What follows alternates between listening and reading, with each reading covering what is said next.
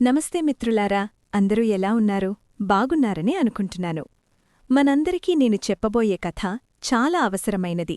జాగ్రత్తగా వినండి.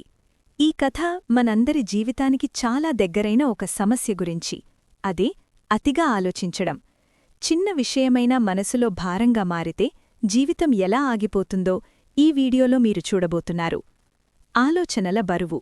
ఒక సాధారణ యువకుడి కథ, కాని గొప్ప జీవనపాఠం. అనగనగా ఒక ఊరిలో రాము అనే యువకుడు ఉండేవాడు. రాము చాలా మంచివాడు, కాని అతనికొక పెద్ద సమస్య ఉంది. అదే అతిగా ఆలోచించడం, ఓవర్ థింకింగ్. జరిగిన విషయాల గురించి, జరగబోయే విషయాల గురించి ఆలోచిస్తూ ఎప్పుడూ ఆందోళనగా ఉండేవాడు.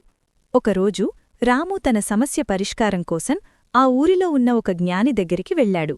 స్వామీ, నాకు మనశ్శాంతి లేదు, నా ఆలోచనలు నన్ను వెంటాడుతున్నాయి, నేనేం చెయ్యాలి అనడిగాడు. ఆ జ్ఞాని చిరునవ్వుతో రాము చేతికి ఒక నీళ్ల గ్లాసు ఇచ్చారు. రాము, ఈ గ్లాసు బరువెంత ఉంటుంది అనడిగారు. రాము ఆలోచించి, చాలా తక్కువ స్వామీ, బహుశా 100 లేదా 200 గ్రాములు ఉండవచ్చు అని చెప్పాడు. అప్పుడా జ్ఞాని ఇలా అన్నారు, దీని అసలు బరువు ఎంత అనేది ముఖ్యం కాదు, నువ్వు దాన్ని ఎంతసేపు పట్టుకుని ఉంటావు అనేది ముఖ్యం. రాము ఆశ్చర్యంగా చూశాడు. జ్ఞాని వివరించడం మొదలుపెట్టారు. ఈ గ్లాసుని నువ్వొక్క నిమిషం పట్టుకుంటే అది చాలా తేలికగా అనిపిస్తుంది.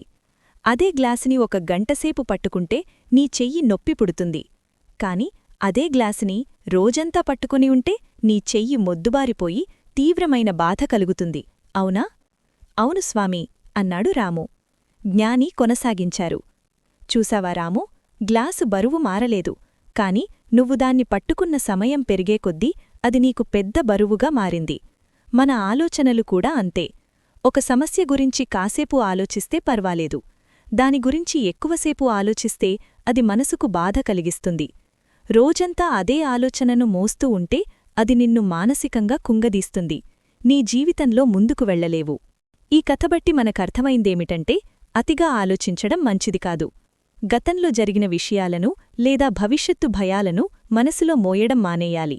గ్లాసును కింద పెట్టినట్టే అనవసరమైన ఆలోచనలను పక్కన పెడితేనే మనసు ప్రశాంతంగా ఉంటుంది.